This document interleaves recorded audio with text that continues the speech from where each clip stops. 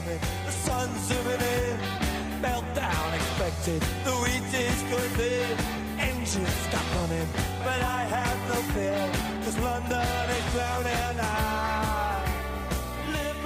Hello everybody and welcome to the By the Minute Arsenal podcast. Good to be back with you this week, particularly after a nice win. We also had a terrible loss, but we'll leave that for the moment. We'll come back to that shortly. I'm glad to say it's not just me. I am Matt H. We also have Pete. Hello Pete.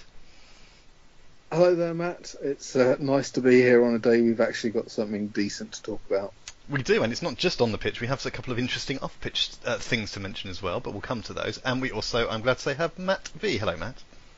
Hello. I don't know if he listens to this podcast. Probably doesn't, but just in case he does, Granit Xhaka, I'd probably turn off or give the Swansea bit a bit of a miss, because when we come round to that, I am coming for you, my friend. Well. Let's get into that. Also, of course, there was a Petr Cech mistake in that game. I think we can. I don't think we're causing any problems by saying that, and also that you may have had issues with him in the past. So there was not a checkmate joke made by a friend of mine about this, but let's get that in. It's in there now. Well, let's get on with it then. Let's get to the Swansea game. So that was last Tuesday away at Swansea. Arsenal took the lead, but managed to lose 3-1. And although I didn't see the game myself, everything that I've seen about it, read about it, and I think Matt, who did see the game for us, is going to talk about, was poor. I mean, there was really not much to write home about at all. Well, Matt, you were the one who saw it. The floor is yours. You start with basic stuff about the way the game went, or you can just get straight into Xhaka if you would like. I mean, we started pretty awfully as it was. Ramsey and Elneny both had some pretty last-ditch challenges to keep us in it.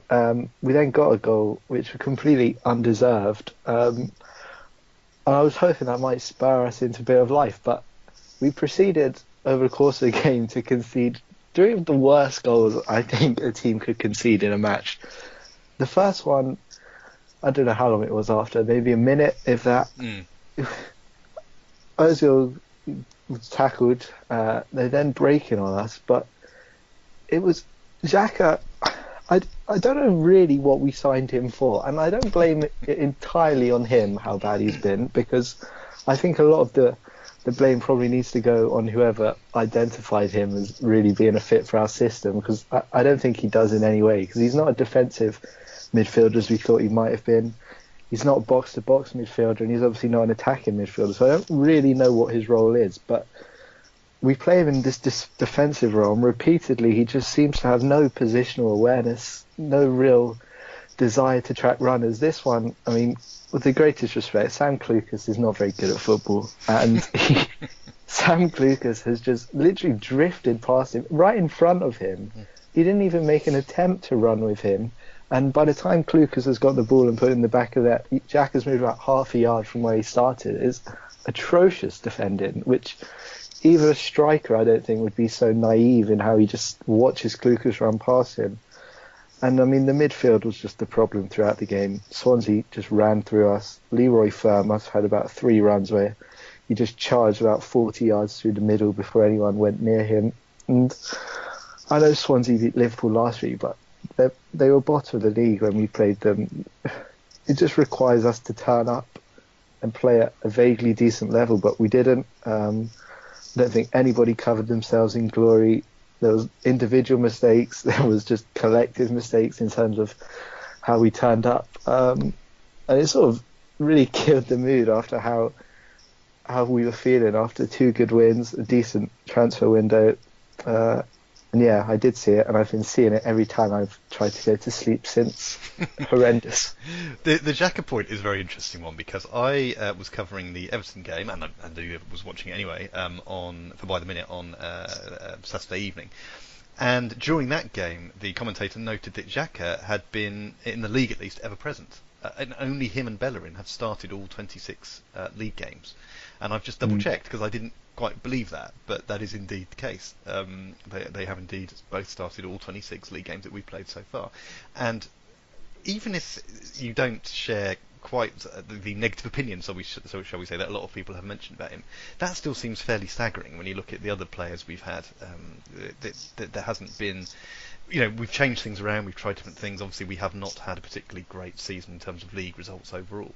Yet there he is every game, getting played.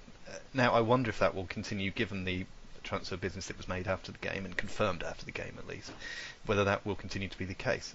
We'll give Matt a break for a second on this one, get his breath back. Pete, anything you wanted to say about the Swansea game in particular? Well, I'll just I won't defend Xhaka, but I will point some other fingers, I think, Please as do. well.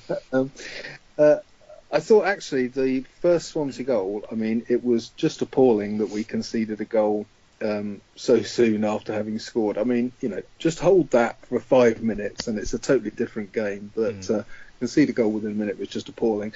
And yeah, that was partly down to Xhaka. It was quite a good ball from Mawson, to be honest, to pick him out. And once he'd played the ball, there wasn't a lot of catching him.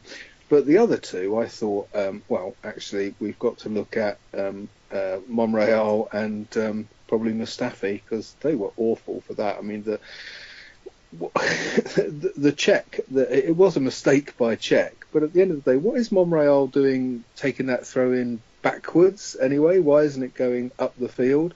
And why, when he's done that and Mustafi is running back towards goal, is he playing a pretty poor pass towards Cech?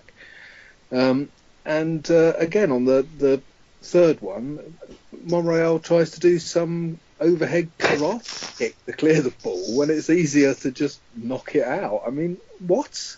It was all a horrible mess, a horrible, horrible mess.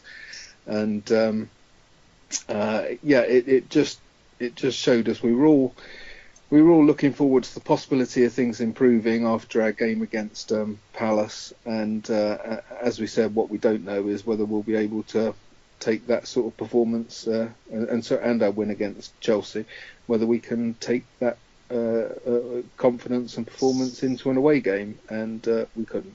We got the answer, didn't we? I mean, I was out myself, but I was keeping an eye on the score, and then when I was able to, I had a look at the goals. I mean, we've mentioned the Cech error. The third goal for Swansea, I know it was near the end anyway, but he did seem to be able to just waltz through the defence. Like there was, no real challenge. He was able to just keep going and going. Matt, I'll have to come back to you then on Cech's error. Pete's perhaps looking for a little bit of mitigation for him. What did you think? No, I agree, and I think Wenger's anger was during the time and then after the match when he's asked about it, pretty much just aimed at Monreal. It was a throw-in to start with. Swansea had lumped the ball forwards, and it was just rolling nowhere. Monreal had loads of time to just control it, knock it to Mustafi, Cech, whatever, but he just sort of stands over it and waits for it to roll out, which just invites pressure, invites Swansea to push up. He then takes a terrible throw-in, which has Mustafi running backwards, and it was the whole game. The rain, it had been pouring with rain the whole time, and the pitch was cutting up, so not the best conditions to be trying to kick it long anyway. So for Mustafi to then decide to lay it off to Cech, aimed at Cech's right foot as well, knowing Cech's left-footed, Cech then tried to hit with his left foot anyway. Obviously it's a terrible mistake, but I felt for Cech there. I think he's been sold a bit by his teammates, but Monreal and Mustafi gave him a really terrible position to try and clear it. He couldn't do it. It's an awful goal to concede all round. And then from 2-1, we never really looked like getting back in the game. No, it's very disappointing to say the least. But in some respects, not completely surprising. But whenever we go for an away game now, whoever it's against, there's a certain element of trepidation. Except, of course, the one opponent we did do well away at was Everton, and then they were our next home game. But in a slightly different order from normal, because, of course, the Swansea game was on the 30th of January, and the close of the deadline day transfer window thing was the following day, and we had some stuff happen. So we'll jump to the transfer window and then come back to the Everton game. So we'll do it sort of chronologically, as it were, through the events. Now, we've mentioned some of the transfers before. We mentioned Mkhitaryan previously, but of course the big one, the two ones, well, three, I suppose, that are worth discussion or note, as it were.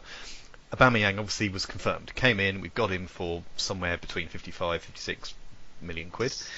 We lost Olivier Giroud to Chelsea as essentially part of that deal. I know it wasn't actually part of that deal, but it seemed that was all, oiling the wheels. And the almost the biggest news of all, of course, was Mesut Ozil signing his new jolly large contract. I've forgotten now how long it's for. I think it's 3.5 years, isn't it? Although, as I was saying something the other day, it doesn't mean someone else can't just come and buy him at some point. It doesn't mean he can't leave. It just means we'd get a bit more cash for him. So in some ways, if you're being a real pessimist, you can say it doesn't really change very much, although I appreciate that's not quite as there's a little more subtlety there. Where should we start? Pete, any thoughts then on those bits and pieces that were confirmed in that last sort of 24 hours of the transfer window? I think the best news of all was was Ozil's new contract, probably, and presumably that comes out a bit of having saved some money on Sanchez and being able to offer him enough to get him to sign on the line. And however much he said it was about loving London, surely it had a lot to do with money. Yes. And but at least we've got him now, so that he's an asset again to us, and we don't have to spend the rest of the season panicking about him. And to also get Oba, it's just been a great week, I think, and as I think I said last week, I think it's probably the best we could have hoped for in terms of resolving the Sanchez situation. It's a shame to lose Giroud. Maybe if we'd done this deal a bit earlier, maybe we wouldn't have lost Giroud, but overall, it won't be pleasant to see him in a Chelsea shirt, but he wasn't really getting much game time with us, so you've got to wish him good luck. He's been a good servant to us, and although we may miss him coming off the bench, it looks like we have a bit of a diamond now, doesn't it? So let's see that as the positive side of it. It's interesting, this, isn't it? You can look at it both ways. If you're to use the pessimistic approach again, you say we've lost players who've scored goals for us in the past, and we didn't address the sort of defensive midfielder area, which we know is an issue. If you're looking more positively, you can say, well, of the ones that left, obviously Sanchez is different, but Giroud and Walcott and Coquelin, for that matter, were essentially bench players who hadn't really seen much action this season at all. And now we've sorted out, we hope, the front end of things, including Ozil's contract, with Mkhitaryan and Aubameyang. We can focus perhaps in the summer on just the other end, rather than having to take the team apart and start again. So I find myself going slightly towards that latter, the slightly more optimistic approach, because I think, as has happened before, we have a bad result, but then that sort of gets forgotten in all the exciting transfer news, yellow ticker glory kind of thing. Matt, where do you stand on that continuum, or do you have any thoughts on the transfer business? No, I agree. I think, considering how we started the window, looking down the barrel of losing Sanchez and no real talk of replacements, I think we've done really well from an attacking perspective. Also sad to see Giroud go. Really liked watching him, and I know he's a really great plan B, but hopefully with Aubameyang now and Mkhitaryan, we won't really need a plan B as much. We'll be fine to start with. I think it's pretty positive the way Sven Mislintat and the other new changes that we've had behind the scenes. They've come in, and in their first transfer window here, they've pretty much torn apart our attacking options and replaced them really successfully. So hopefully that's promising for what we can do from a defensive perspective in the summer. There seems to be a lot of talk that after Aubameyang we didn't have any money left for signing anyone. I'm not sure how that can be the case, unless they're talking mainly about wages after we've Ozil's new contracts and things like that, because we obviously made a profit in the summer, and if Aubameyang's pretty much the only one we spent money on for 56 million or whatever it is, compare that to how much we've made from selling Walcott, Coquelin and Giroud, and I don't think we spent more than 10 million really, so I don't know where all the money's gone, but hopefully in the summer we can address those defensive issues. But I think now there's just a lot to be excited about from our new attacking options. Hopefully they can counteract any weaknesses we do have.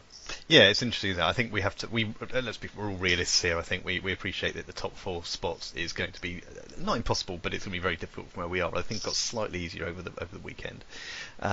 The Wizzy Guardian thing says our balance in January was minus 7.9 million. So there we go, not even 8 million down purely on transfer fees. And transfer fees are apparently quite a simplistic way of looking at this. You do need to take into account wages and amortisation, and I may be missing a syllable there, but there's other stuff that gets involved here. But yeah, based purely on those headline figures, absolutely, you assume the club with its extravagant ticket pricing would have plenty of cash in the pocket to spend in the summer if was necessary. I mean, there's a bigger issue here which we won't discuss now, I don't think, because I don't want to go on too long about this. But does this strengthen or weaken the manager's position, given that now he's got some of these new exciting playthings, see how things go. If Arsenal do very well between now and the end of the season, that might change things. I know he's got the contract anyway till the end of next season, but it would take any doubt out, I expect, if we played well between now and then. Okay, then I just want to agree with the sad departure for Giroud. It's a shame to see him go, but he needs games, doesn't he, if he wants to play in the World Cup? So we're actually doing him a bit of a favour, and it's a shame to see him go, but good luck to him, although obviously not that much good luck because he's playing for Chelsea. But I don't mind him scoring a couple of goals if they're losing sort of 5-0. That will be fine. I'll be happy with that. And I will briefly mention Debuchy, who went, only because I happened to spot this weekend he has made one appearance for St Etienne, which is where he went, and he scored. So that's pretty good. That he's already equalled his number of league goals that he got for Arsenal in 4 seasons. Although to be fair, he didn't play a massive amount of games in that period. But he was just a released free agent. We didn't even have to. We didn't even try to get any money back from him. But good luck to him. But Pete, sorry, I think you had something to say. I was only just going to come back on the question of whether we had money or not to make other signings, and whether we have money or not, I think is not really the question. The question is, were the people that we would want to see in those positions available? I mean, if we're looking to sign Patrick Vieira, then you need Patrick Vieira to be available, or his equivalent. And if that calibre of player wasn't available, then what would have been the point in going out and spending whatever money we had on someone who isn't what we need? So I think you've got to take that into consideration as well, that the players that we got in attacking positions are the players that you would want from what we've seen so far. Okay, it's only one game, but they really are top class players. So and that's what we need. And maybe top class players just weren't available in those positions. Yeah, I think that's a very good point.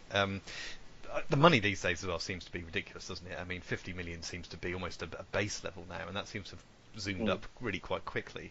Obviously, Neymar is an extreme example, but you almost wonder if that kind of pulled things up, pulled things up from the top, if that makes sense, to raise even the minimum standards. I'm not suggesting that the players we signed aren't very good and worth that money, but it's a whole different world, isn't it? And it's almost like you wonder that if you're going to spend that much anyway, you might as well wait for the right person for just, relatively speaking, not much more. Yeah.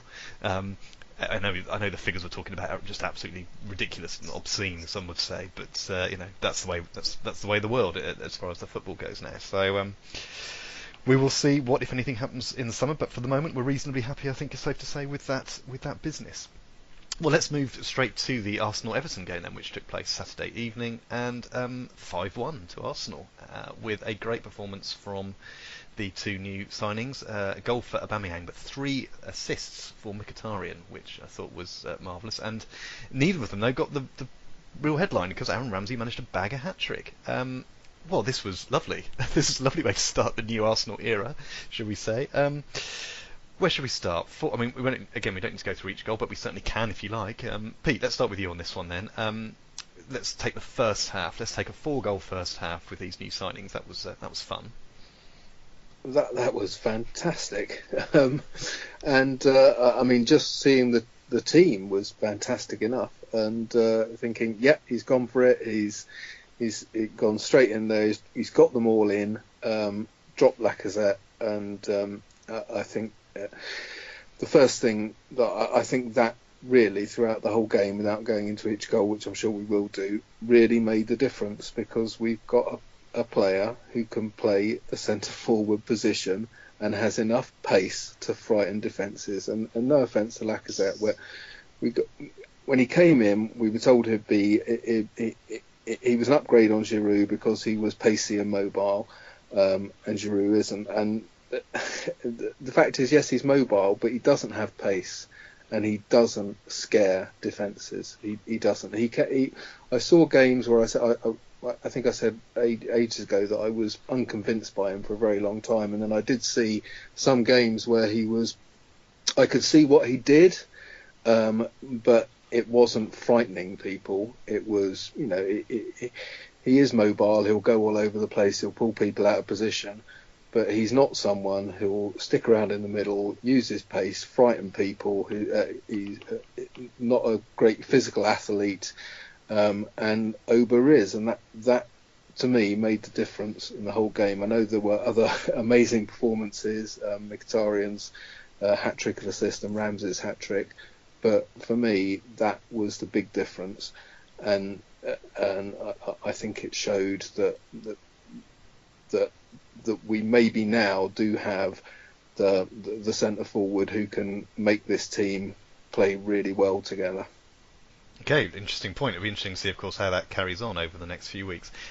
We will just mention the goal scorer. So Ramsey scored after 6 minutes, Koscielny 15, Ramsey again after 20, and Aubameyang 37 in the first half. Matt, would you like to? We've done this before when we've scored a few. Would you like to pick a favourite of those that you'd like to make any thoughts on? I like the Aubameyang one just because it was offside. Yes. That made people moan even more. Another Mkhitaryan assist. Mkhitaryan was outrageously good. We said we'd hoped it was a case of him just not being able to play under Mourinho, but he still had that potential to come out, and it looks like he does, because he came and he shone straight away, and it looks like he'll be able to take the pressure off Ozil from a creative perspective. Looks like he's just as able to feed the chances in for other people. Also shocked that we continue to keep scoring from corners. We have turned the corner. We don't seem to be able to stop scoring from corners now. It was another blitz, and when we play like that, we are so good to watch. Ramsey, obviously all the talk's been about new signings, Mkhitaryan, Aubameyang, Ozil signed a new contract, but Ramsey still showed how important he is to us, making those runs from deep. I love watching him play. It was just all round. And to be fair, I know I've criticised him in the past. I thought he was actually really impressive. He didn't get any. I think he might have got one assist.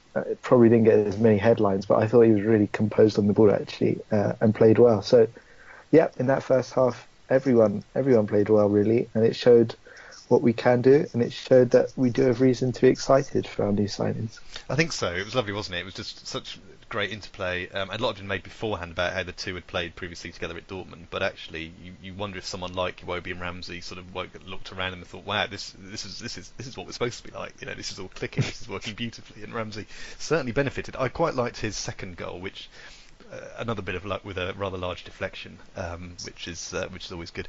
The Koscielny one was interesting. I mean, we should note at this point how terrible Everton were in that first half. I mean, they were appalling. It was like they were using some of our defensive moves over the past few months. When Koscielny sort of stooped to put the Arsenal second in, if he'd missed it, I thought no, it wasn't there, but there was someone right behind him to put it in. Ober. Was it? Yes, that's right. I thought he must be screaming at Koscielny to get out of the way, but he wasn't. He looked quite happy, anyways. He did. He looked happy all the way through. This wild child. Maybe, of course, things could go very wrong very quickly, but for the moment, let's assume he's not that much of a troublemaker.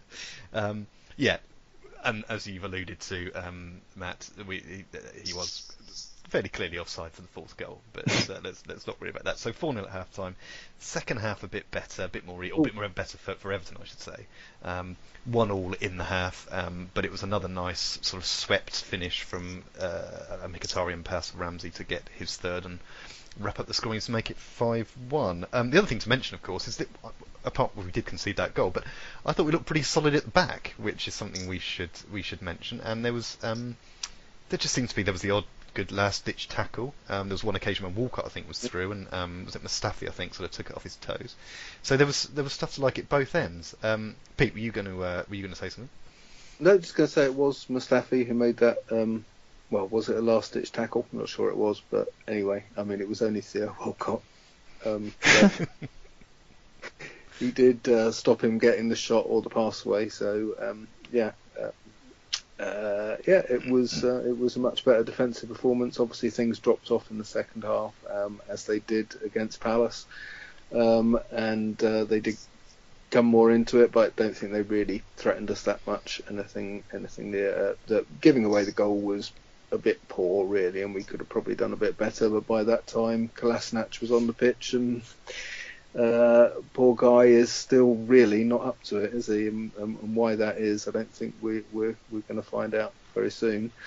But I thought the funniest thing I found about the whole evening was in the post-match interviews. Big Sam saying that they'd studied the Swansea game very carefully. And I thought, well, that was stupid. Why didn't you study the game against Palace or one of our other home games rather than... we're a totally different team away from home, and surely you should know that. So why did you study a game where we were playing away in one of our worst performances of the season instead of studying how we actually can play, you idiot? You should send him a letter with those very words. I'm sure he did. Not that I care. I was very grateful. And Everton do tend to be very accommodating to us, don't they? We've had a good record over the years, haven't we? It seems lots of goals. I'm probably forgetting some hideous reverses as well. But when I see Everton, I do tend to think sometimes we could get a few here, no matter how we're playing, in the games around it. But But yeah, they certainly. So that's 10-3 we've beaten them this season in our 2 games, which is, if we could do that to every team, that would be lovely. But it just seems to be Everton we can do that to at the moment. Do we have... we should also mention the lack of a clean sheet again, though. Yes, that was the other little note I had. We lost Petr Cech, but we looked like we were going to lose him, but he seemed determined to stay on with calf injury, I think it was, but then we conceded, and that was him off, and still waiting for that 200th Premier League clean sheet, which I'm sure will come sooner or later.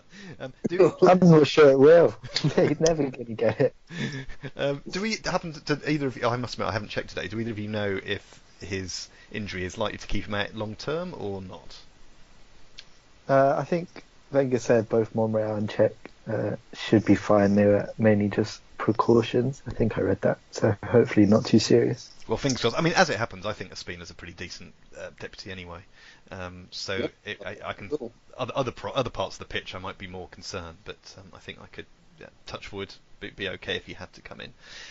The only other note I had was to get a report on the new boys, but I think we've sort of covered that. We're very pleased on this one. I know it's only one game, but we're very pleased on how they all gelled together, and it seemed to work and seemed to bring the best out of Ramsey, Iwobi, and others for that matter.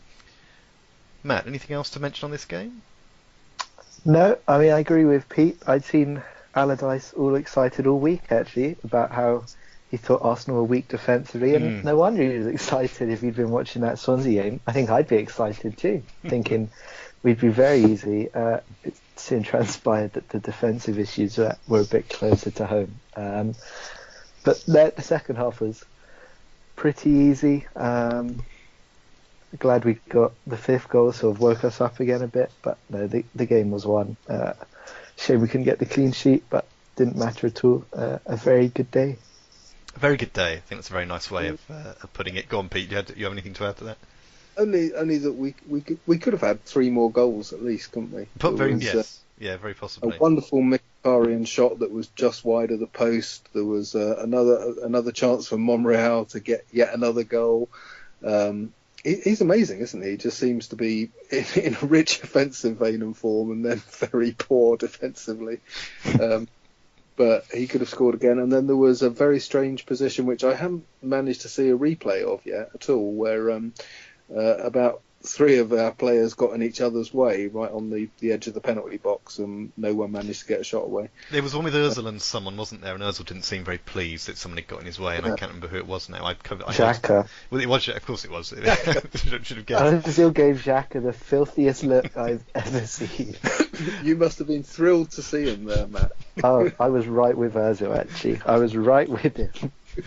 All right, well, look, we'll move on from there. We'll be very we're very happy with that win, and say we shouldn't get too excited too soon because we've had false storms before, but there was a lot to like about the way Arsenal performed and very quickly integrated these new players, and you would expect, it puts Lacazette's problems in a little bit of perspective. Again, shouldn't judge too much on one game, but there was a lot of talk when he started about he'd need to take time to fit in, all the rest of it, and here we are, two new guys, and they took like ducks to water. I appreciate they're perhaps different players, but it's just an interesting point, and we should look forward to seeing how they do over the next few weeks. A quick look at the rest of the Premier League table. Spurs and Liverpool drew yesterday, which means we are 4 points behind Spurs and 6 behind Liverpool. Currently only 5 behind Chelsea, but they play tonight against Watford. So Chelsea in fourth place currently. We have our chances, but we're going to need a pretty good run, and we're going to need other teams to slip up. Although this has been a season where there has been a bit of slipping up by those teams that aren't called Manchester City. So perhaps we have a chance to close up, but I don't think at the moment. I'm not sure I'd be betting on it, but we'll wait and see. Right, we have one prediction to make this week. First of all, to catch up from last week. None of us said we'd lose to Swansea, and I don't think that makes us bad people. I think that's I think that's just what you'd expect to say. So of course we didn't get any points for that. We all said we'd beat Everton, but none of us were optimistic enough to go for 5-1. So there we go. We now have just the one game to predict because we have another pod to do immediately after the game this weekend before we get into the Europa League stuff. It's Spurs away on when is it? Sunday lunchtime, isn't it? Saturday lunchtime, 12:30 Saturday, at Wembley, of course. I will go first. I don't know what to make of this. If Arsenal are inconsistent, Spurs are not even more so, but almost as bad. I mean, yes, I know they're still ahead of us in the league, but you look at some of their performances, and I think, much as I hate to say it, they should be miles ahead, but they just don't seem to be. Yesterday they came very close to losing, then came quite close to winning, and just all a very strange game against Liverpool. So I've gone for an old staple of North London derbies, I think, 1-1, because I really can't make my mind up. I'd like us to put in a good performance. I'd like us to win, of course, but I just wonder if there's going to be enough there to make it perhaps a slightly attritional game and nothing, difficult for one team to break away. So that's what I'm going to go for. Let's go to Matt. Matt, what do you think about this one? I've watched Tottenham's last two games, and it's clear that when the team sits off them and lets them have space to have the ball and lets Eriksen have sort of spaces in front of the defence, they're a really good team. And United did that at Wembley, and they got completely dominated and deservedly lost. Yesterday in the first half, when Liverpool pressed Tottenham high up, and it's pretty similar to what we did against them earlier in the season, just go at them aggressively, don't give them time on the ball. They look vulnerable, and they don't look anywhere near as comfortable. So I think we probably need to try and do that. And I think we have the players and the pace now to do that. So hopefully we do go at them. Our away form, though, is dreadful. Hopefully we can take some comfort from our recent form at Wembley, though. Don't know if that makes any difference at all. It's so hard to judge. I'm hoping we'll be a lot better now with our new signings. It'll be interesting to see what he does in midfield. Ramsey scored a hat-trick, but now Wilsh is back from illness. It'll be interesting to see what he does there. I know it's an away game, but I can't bear to predict us to lose to them. I will go 3-1 Arsenal. Oh God, 3-1 Arsenal. Wow. I was just looking back I happened to see on my little sheet here, this was the only league game, the reverse fixture, the home game, that I got bang on. I said 2-0, and indeed that's what it was. Okay. So yeah, I don't know what that means. Pete said 3-1 in that one, actually, to Arsenal, and you said 1-1. So things have changed around a bit. Pete, your prediction, please. The Wembley factor is something I was going to mention, actually, because obviously we've got a fair bit of experience there, successful experience there over the past few years. Spurs are playing there every week, of course, so they've had their ups and downs this season. What do you think? Do you think that has any bearing, or not at all? No, I don't think so. I think it's an away game for us at the moment. I think when we've played there and played really well and won before, and that it's been a neutral venue with half and half support, and it's not the same thing. I don't think it will be a great advantage to either side, to be honest. But I don't think we should see it as playing at our beloved Wembley. It will just be playing at Stinky Spud's place, and it will be full of stinky spuds. And so I don't think it will be that great a difference. I think the more interesting thing is what team we will play, really, in some ways. I think it's going to be very tempting to just play exactly the same team as we did against Everton. But then you do worry that probably our defensive frailties might well be more easily exposed against Tottenham than they were against a pretty poor Everton side. So I do wonder whether he'll go back to a back three, possibly move Monreal over into one of the centre-back roles as well, and but that means having a decent left wing back, and I'm not sure we can play Kolasinac there, maybe Ainsley Maitland-Niles, and also means fiddling with a midfield that at the weekend worked all right. So I don't know, it'll be interesting to see what Wenger decides to do, and so in terms of a prediction, I've got nothing to base anything on. I was thinking myself of saying 3-1, but now Matt has said that, I'm going to